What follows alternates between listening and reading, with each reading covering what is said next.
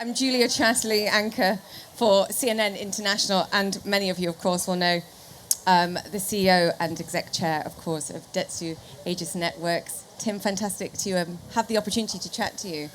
Well, it's my honor. I'm usually seeing you standing in front of Parliament. I don't know how we convinced you to come and lower yourself to talk to me, but at least the environment's nice. You know, that's an interesting one. I was told I was going for 5 days, and I ended up marooned there for 5 weeks, and it will continue, no doubt. But I had a wonderful impression on Julia. We got together for the first minute, and if any of you sat in our cabanas, you know how low they are. Well, I properly went to sit down. I fell flat on my keister right in front of her. So I said to Danny, well, how's that for impressing a high-powered journalist right there from the beginning? I was much calmer afterwards because clearly I was very nervous. I do want to talk to you about the business, and we will, and the transformation that's going on, and particularly for your business too. But, some of you people here may have heard the speech last night, and you were talking about your beginnings. You were talking about being drafted for the Chicago Bulls. I mean, just judging by the height difference, and I could do with a few cushions here as well, just to even up the games here. But talk to me about that, because that's pretty fascinating. Well, if I was any good at basketball, I never would be sitting here. I had the desire to, and the aptitude at some point to make basketball my career. I played college ball at Notre Dame, and I got drafted by the Chicago Bulls. I sat on the end of their bench trying to convince the coaches that I was going to be the next Larry Bird, but then there's this thing called a talent deficit that got in the way, and I went from Chicago to Atlanta, to New York. I finally played 7 years of ball overseas. It was a great experience. I had the good fortune to play in some great markets. Trieste, Italy, 2 years in Monaco, and then a year in the Costa del Sol, and that ultimately led me to Japan. I ended up going to Japan out of purpose to play basketball, but I got a real job, learned to speak some of the language, and it took off from there. We'll get to the real job in a second, because I believe we have a photo of you living in Monaco. Do we have that photo? As I said last night, I had a 52-inch chest and a 36-inch waist. Those proportions have kind of changed over the years, but the good news is the Côte d'Azur never changes. I was young, dark-haired, single, and it was a good life. Okay, I won't ask you any more questions about that. It could get dangerous. It's tough as a person, though. I mean, that builds you as a person. A challenge like that when you're incredibly young. As you said, you made opportunity out of adversity at that point, and you moved on and did other things. But you take things from that: leadership, teamwork. I think so. I wouldn't. My basketball playing was a natural outgrowth of the fact that I was so tall. So there was a certain expectation there. But I think to be honest, it's all about perspective and being in the moment. And I learned a lot from the way the basketball career went. Now, in retrospect, I think how fortunate I was to make a living at that. But I remember when I was living here, and the time I was living here, you would think you would be so happy. I felt very disappointed in myself. I was like, geez, what am I doing over here? And so you have to have these stretch goals, but then you have to learn to counterpunch. And so always kind of stretching and then responding to what happens and making the next step. I was very fortunate to be able to kind of make a transition from basketball. I've always been a bit of a globalist. I enjoyed living overseas, and that led me to Japan, and then future work opportunities that finally got me to Dentsu. So talk to me about that, because either from a business perspective and now being the CEO of a huge business, but originating in what you were doing in Dentsu, but also being an American man of not insignificant size in Japan. Yeah. Well, it's changed over the years. I first moved to Japan in 1985, and back then, Japan was not as cosmopolitan a city as it is now. So even being a foreigner, you would kind of attract attention. So I'd stop traffic. I mean, it was like it was like a parade. And but again, I've always approached, and I had the wonderful opportunity to work at Toyota while I was there. I was well trained, and then as my career progressed, I've always had just the wonderful opportunity to be able to, adapt to both the environment and also to approach things from a more of an anthropologist's perspective. You don't value judge, you just see what you can learn, and for me, I probably am really the luckiest, executive. My career path is not replicable in any way, but the opportunities to live in Japan and then subsequently what's happened with Dentsu the last 15 years has been quite unusual. It's part of being in the right place at the right time. But also culture. I mean, people are already getting a sense, I think, of who you are. You're self-deprecating, you're humble, you're clearly very funny, and I think your career soared. I've got reason to be humble.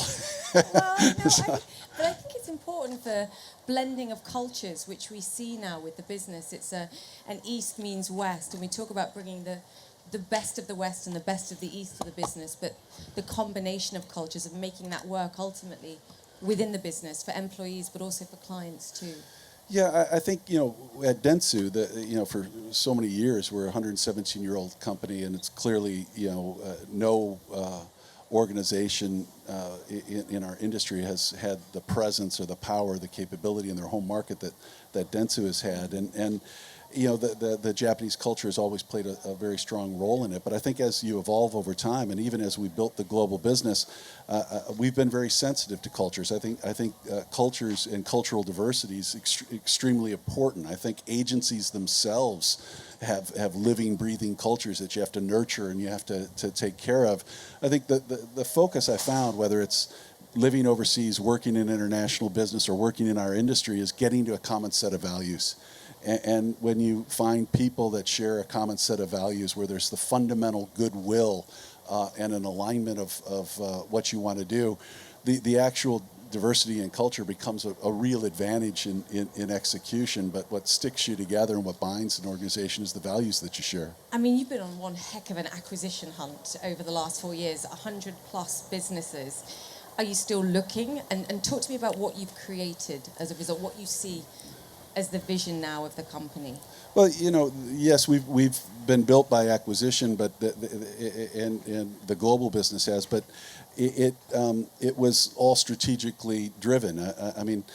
When we started this, the whole idea was, can we be Dentsu, which is world-class capabilities integrated in a common fashion and service for clients that deliver holistic solutions, and can you do that in more than one market? So we weren't necessarily interested in assets. We weren't necessarily interested in kind of the financial structure that our holding company predecessors were, where they're designed to buy assets, squeeze them together, and then have them compete against each other to drive growth.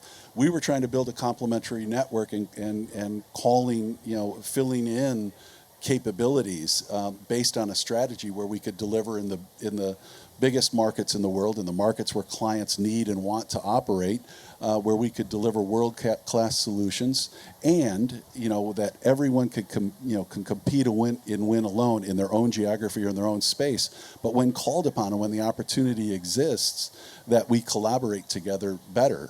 So there's lots of the vision of that, I think, was very different. And I don't like to say we acquired companies. We had great talent decide to join us. These are people that these organizations are their babies, and they've nurtured them over time, and they get one opportunity to decide how they're going to monetize that and what they're going to do with it and what the future vision is. So aligning that vision is very, very important. I look across the room. I see people here who have joined us, even years ago from acquisition. If you look at our management team, I would say 60 or 70% of the top 100 people joined us from acquisition. So I think the acquisition part is very interesting. We've done well. We've serviced our shareholders well. We're actually very good at identifying talent. We're very good at integrating it. It's still a challenge for us as how this all works together. I think we're doing better than the other guys, but we still have opportunities. But the key is the people that are still here.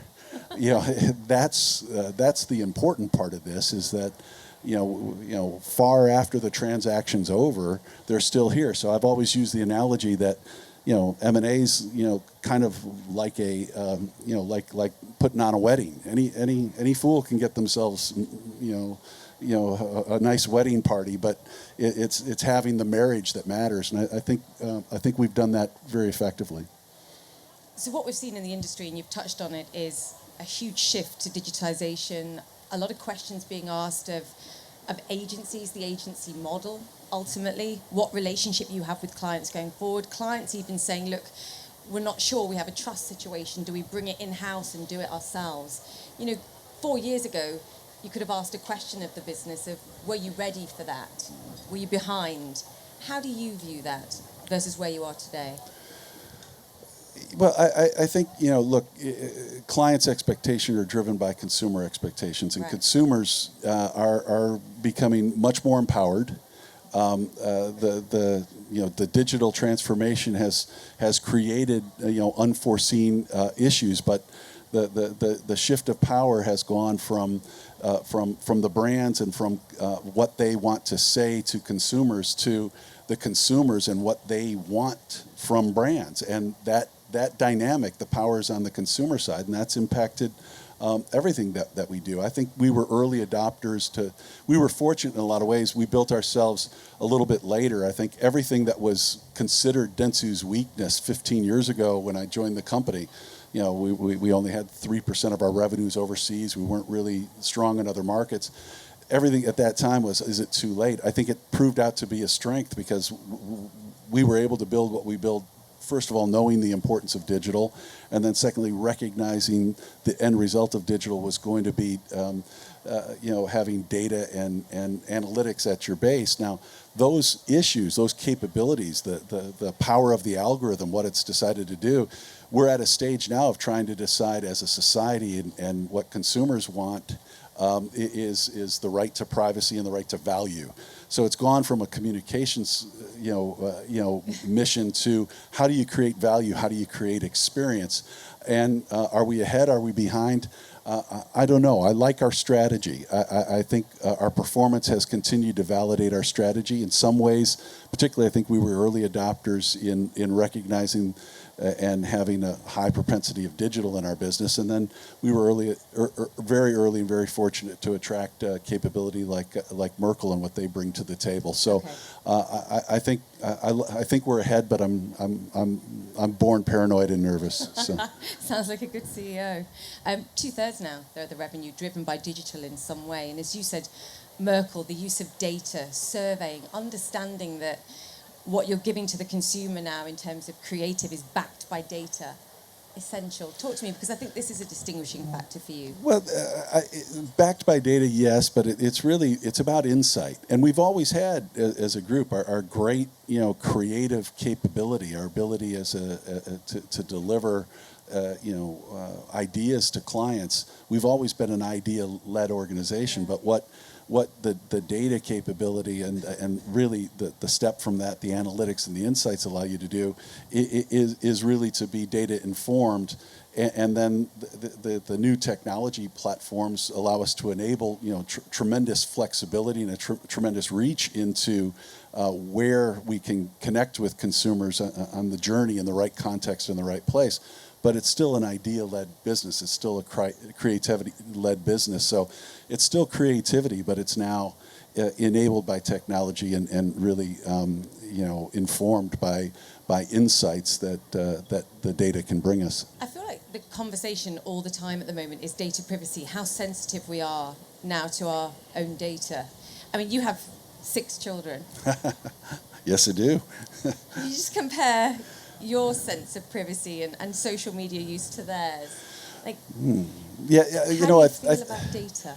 Well, look, I do believe that that's a challenge for the industry. It's a challenge for our global media partners and our clients. And in this consumer-led, world that we're in, privacy and controlling your own information is a human right, and it's going to be taken as such. And as I mentioned before, just because the algorithms can do it, I think governments and society and business themselves are now trying to figure out, okay, what should they do? Where does it, what's acceptable and what, and I think at the core of that's going to have to be privacy. But, we were talking before, a journalist asked me this week, am I comfortable with the amount of information that Google and Facebook have about me? And I said, well, I'm in control of how much information they have about me, and like my generation, I'm very mindful of that, and I'm not looking for that exchange. As compared to my 6 children, they live their world kind of very wide open, and the reason they do is because it's the exchange of value. I think it has to, consumers will share their information with you. I think there'll be a future where they'll share their information with you for a time, and they're probably going to have the right to take it back at some point. But as long as you're providing a value, a real value exchange, they're more interested in experience and things that bring them value.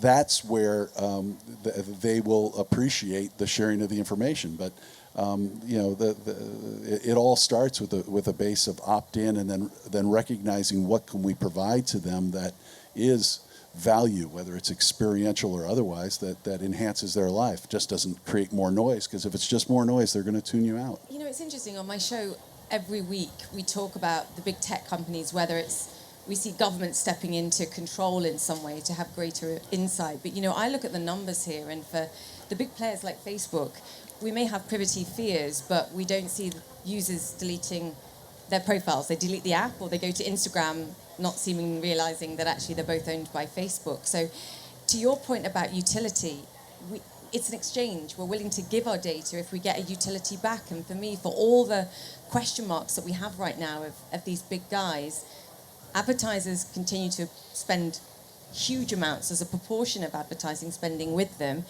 and users are happy, shareholders are happy. I don't really see that changing right now. There's a utility exchange, and we're okay with it as users, as consumers. Well, look, we're gonna continue to see change, and the pace of change has continued. And I do think as you look forward, everything's going to be based on transparency and trust. And I think, as I mentioned before, as long as it's transparent, as long as you've built the right to have this exchange in a knowing way, which is at the real core of the regulatory environment, whether it's GDPR, the California legislation that's coming, then that will continue. But I think what it also is going to do is as government gets more involved and as the regulatory environment becomes more demanding, then I think it will kind of weed out some of the players that may be creating difficulty and problems. Now, what it means in the long term for the big platforms overall, I really don't know. But the one thing I would expect is things aren't going to stay static, and they're going to continue to change, and you have to build and be prepared to be agile in this environment.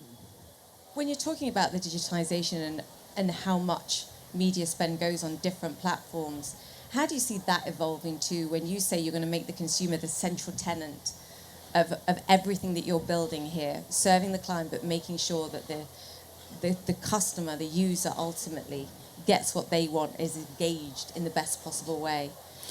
Yeah, How do you see that changing? Well, as digital continues to grow, it continues to and it's growing, as a faster propensity of overall media, and then with that, the ability to glean and develop insights through data is critically important. I think as that mix continues to evolve towards digital, you're going to see continued expectation in the areas of consumer experience, in commerce, in loyalty, and in CRM areas. So we've always talked about we're going to innovate the way brands are built, but the purpose in that is so that we can help our clients kind of win, keep, and grow their best customers. I think a lot of the industry has been focused on the win piece. I think the other elements are going to be, how do you keep them? How do you keep them engaged? How do you keep them in value? How do you continue to up their value and grow them over time? And that's where creating these types of experiences become the focus and the growth, and why really you have to be striving to deliver the holistic solution, striving to deliver not only just the ability to kind of communicate and engage them, but to deliver them across all the dimensions of the marketing ecosystem. What difference is 5G technology going to make, just in terms of the speed, the amount of information that we can absorb as individuals? Well, look, the rate of change continues to multiply, and that'll provide much bigger opportunities. And we were talking before, I think the technology-driven change always gets here, maybe a little bit later than expected. But I think having to be ready for that change, you're always a little bit late. And so I think that's the approach that we have to have. And again, 5G is going to have an amazing impact on the ability for the way both it's going to create the capability for brands to engage in new products and new capability and new technologies that are going to be very, very disruptive to existing businesses. I also asked him about autonomous vehicle technology and how quickly he thought I'd just be able to not drive my car and just be on my phone the whole time, which sounds, on the one hand, great, and on the other hand, kind of well, hideous, maybe it won't actually. be drive. Maybe the shift will be to who's going to provide your mobility, not who's going to provide your car, and that's what 5G is going to kind of enable, and things that we couldn't envision right now are going to grow because of the technology advances. And what Dentsu as a company has always been able to do, and what I think our core capability and what I want to keep as a global tenet is we've always operated at the nexus of media, content, and technology. And as that technology changes, being the early adopters to kind of innovate and organize how brands will engage in consumers in that new paradigm. I mean, our business started with a new technology, the telegraph, that created a business that was providing content to newspapers that on top of that engaged in an advertising business. When you look at what we're talking about today, it's still operating at that nexus of media, content, and technology, and that's where we have to continue to play. That's what's driving our strategy. That's what's driving our investment strategy as well, and how we've built our organization. Innovation at the heart of that too. I mean, I was at a session earlier looking at space investment, which was just phenomenal. Trying to be one of the private companies, and a Japanese company, and I can see you there. I was listening. It was great. Trying to effectively land on the moon and competing for contracts. 3D printing sushi, I believe after this, you have to hang around and talk. I'm going to stay for that too. I mean, that's a cultural thing, but it's also at the heart of what you guys bring too, I think. Well, again, expanding the imagination is an important part of creativity. We're here in Cannes at this festival, and at the center of what we do is ideation, is creativity, and how that manifests itself is in a variety of different domains. But clearly pushing the edge of the envelope that technology is going to allow us, and we just have to make sure that it's that in the end that it's advancing society as a whole. That society, the digital economy is coming in, and we, clearly there's the expectation that's going to benefit everyone. Talk to me about that, about what you do as a company in terms of advancing society. Well, we decided a few years ago that we added society as a constituent, right? That is one of our core stakeholders. So society as a stakeholder, as a concept, is something we're taking very, very seriously. We've been deeply involved in adhering and being guided by the UN's SDGs. You'll see a lot of us wearing the sustainable the symbol for the SDGs. I think we're trying, but in having really truly social impact, it really has to connect to our business. So this concept of a digital economy for all, we have programs like The Code, which is helping people. This is children learn how to learning how to code, and we've focused on a couple of other marquee programs like the Diversity and Inclusion and the Female Foundry, funding women-based businesses and helping them nurture and incubate them. I'm very, very proud of what really started in a couple of markets is our commitment to completely renewable energy in all of our operations by 2020. we're almost 40% there, and we're making tremendous strides. We're going to make that goal. So I think it's a key part of just not giving the narrative and is really like putting that into action. I'm very proud of that. Also, I think the folks might be here. We've been deeply involved in a Common Ground initiative supporting one of the SDGs in the area of health and supporting the Malaria No More project. I mean, right. those are the type of things that I think are critically important to serve back to society. That we, in our capability as an industry, can really help to have happen, and then it's critically important to our culture and our people. There's an amazing amount of engagement from our people in these initiatives, and it's not just about a moral imperative. There is a moral imperative there, but clearly you have a business imperative, and they go hand in hand. They're not adverse to each other. I was going to ask you that actually. Is it about it being good for business, or is it just about actually it being the right thing to do? They go hand in glove, and they're not opposed to each other. And where you can have the biggest impact is by using your business in a way that can help advance the focus areas and have a positive social impact while you're doing your business. What do you think is going to be the biggest challenge that you face you've mentioned society, we've mentioned digitization, technology. I know people say, look, data is our greatest opportunity. It's also perhaps the greatest risk here right now. What do you think is going to be the biggest challenge?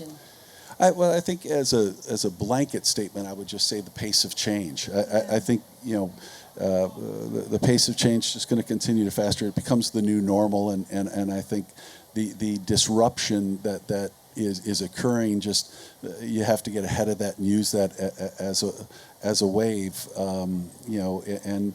and there are clients that are being, or sectors of the economy that are being incredibly disrupted. So I think the challenges inherent in that is building an agile organization that is basically recognizing quickly and can work across the organization to adapt quickly to change. And the center of that is how you develop the culture of acceptance and the feeling that disruption can be positive opportunity. I think that's a challenge for all of our clients and for us. And also for users, I think they like creativity when it has purpose, and we're seeing that more and more, whether it's climate, whether it's the general political noise that we see right now, and a culture of anger, I think, that we have. It's unfortunate, globalization, has taken a pause, and you've seen it, the rise in nationalism, the issues in Brexit, the obvious, turning inward that we see across the world, but at the same time, the digital economy is slicing through all of that. So it's ever more important for the people in our industry and for the tech players and the business community to kind of step up and take a leadership role in how to help pull people together as people have had a great turning inward in the last 5 years. How do we tackle that?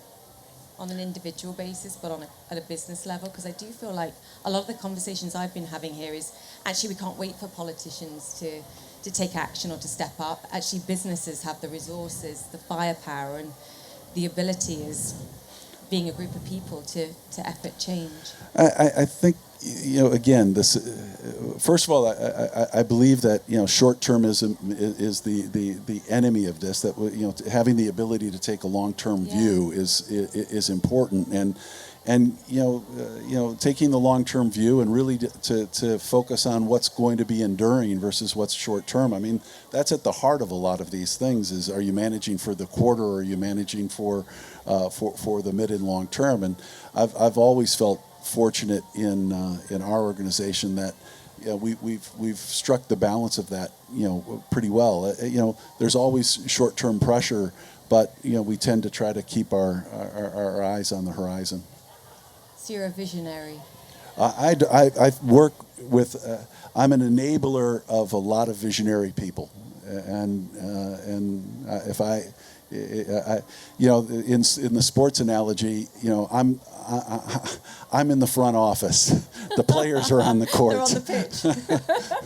Oh, it's not a pitch, is it? Yeah, wrong sport. Sorry. I've been in London enough lately. I got it. I know what the pitch is.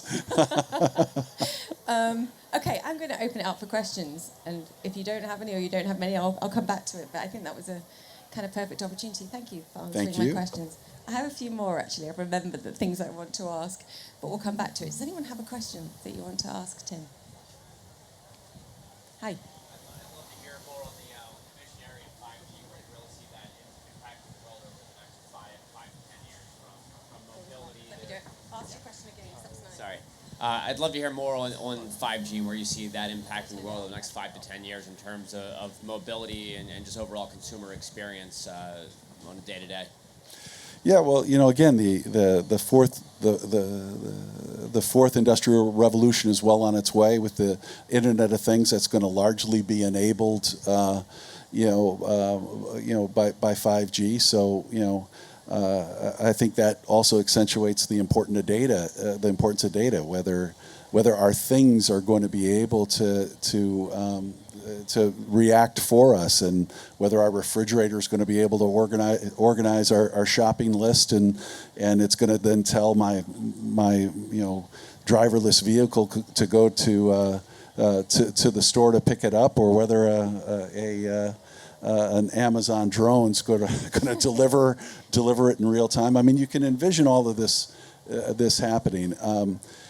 Again, what I caution about this is always that the actual kind of real change driven by technology comes slower than we expect. And what's really important as you think about that future is how to prepare the organization, and how to prepare with your clients for the direction of travel, because it's that preparation in advance, but timing is what's critically important. It's almost as bad to be right in the long run and be early than to be right about when it's going to really impact. So I think that's kind of the core question. There's no doubt that the world's going to change. If I look at my lifetime, I remember being a little boy, sitting in my living room watching the Apollo moon landings in '69. It was the most exciting thing in the world. But no one at that time ever envisioned to walk around with all the information in the world in your pocket. And so I think the key point about the advance of technology is not so much having the visionary of what's possible or what could happen. It's really having the trends of watching what's happening with mobility and being able to time when clients are at that opportune time between maintaining their existing paradigm of business and when they really make the commitment to the new direction. That decision is the critical decision to be on top of. I feel like all those things, though, save us time in the end.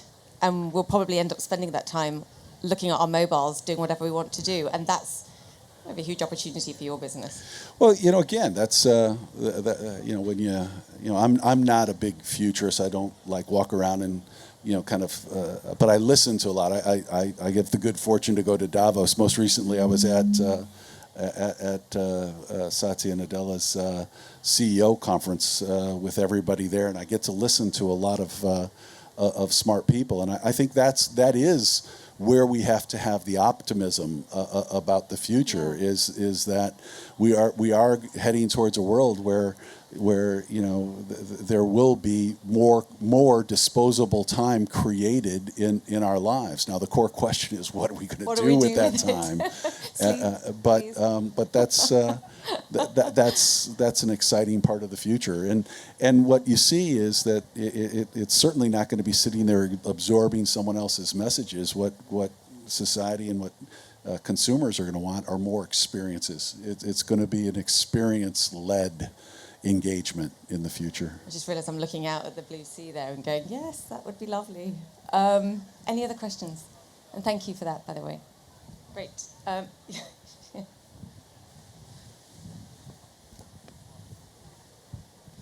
Hi, Tim.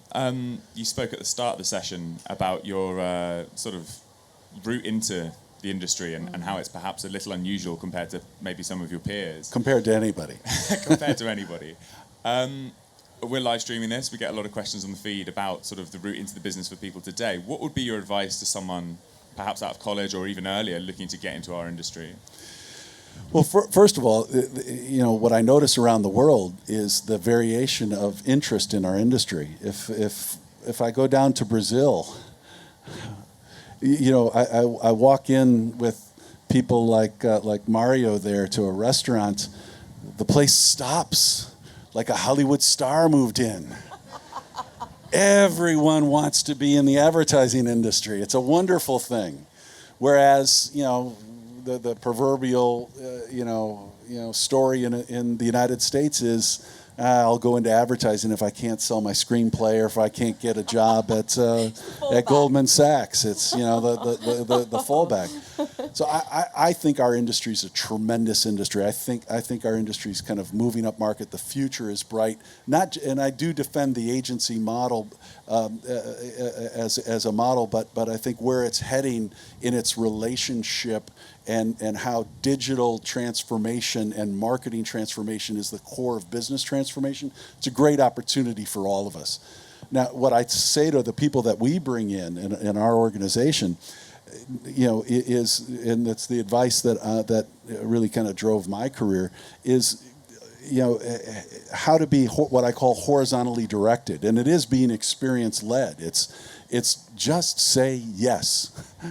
Do you want to do this? Yes. Do you have at a certain stage when you're young in your career, almost in any industry, but especially in our industry, say yes to everybody that asks you to do anything. Don't ask where's it going to go, what the next step is, how's it going to lead to where I get your job. Just say yes. And as you do that, you end up becoming a really qualified and talented person. If you have expertise and experience in a variety of areas, you will then go vertical. There's no doubt about it. And I think that's a very, very important message for the talent that we see coming into the industry now. I think there's always this desire to see a path. Where's that going to lead me? Why should I invest? Where's that going to go? I think that holds people in the new generation coming in back, because it'll either end up being very narrow where they have a certain specialism, and then guess what? Someday somebody's going to come along and move your cheese. All of a sudden what you thought you were going for is going to be over here. So you have to have that kind of wide ability. And I think it ends up, the people that make it, successful in any of the industries generally have had this wide, diverse base of experience. Brilliant, thank you. Love that. Just say yes. Anyone else? Do we have time for another one? Yeah? Perfect. Hello, Tim and Julia. Hi. After Dentsu plus EGs plus 100 companies, are you happy with the culture that we have acquired, or is there any plans of shaping it differently? Happy with the culture. The culture. Look, I'm extremely proud and extremely grateful and honor the commitment of the companies that have joined us. I think they add a great deal to our business. Obviously, our growth has been dependent on not only the companies we've acquired, but the great talent that has seen us and has decided to join. And I think that there's, as I said before, I think the cultural diversity, whether that's across the national plane, or whether that's across, the culture of a digital agency or a data-driven agency, is going to be very different from a media agency, which is going to be very different from a brand, a performance agency. And I don't want to kind of homogenize, right? I want the organization to actually kind of celebrate those capabilities. But the thing that we have to keep focused on in our organization is the common values that have brought us together and what we're trying to accomplish. We're trying to accomplish very simple things, to compete and win in every major market against whoever's there. And then when the opportunity is for a cross-regional opportunity or a global opportunity, to be able to win in every category, whether that's creative, media and performance, consumer and commerce, or brand loyalty, have world-class capabilities that work together. That'll be driven by shared values and strong cultures that drive those capabilities. So I believe, in values, and then I believe the cultures are a reflection of the values. So we have very important set of values, the center of client centricity. I want much more thinking put behind, things that endure, mid to long-term view instead of, kind of the short term. But then, kind of agility, honesty, responsibility, integrity. These types of things are how you reflect the values and how you get people to work together. So I do think there's much more to do for our organization, but I think we're built differently than other people. And I think if we stay on the path we're on, we'll end up being able to deliver that kind of holistic solution across geographies for clients in a much more coherent way than the previous competitors, as well as the new competitors that are coming into the market. So if I had to sum up, I'd say you're on the path, the future's complex, but you're incredibly optimistic and you're positioned right. And if in doubt, just say yes. That's right. There we go. Thank you, Julia. Thank you very much.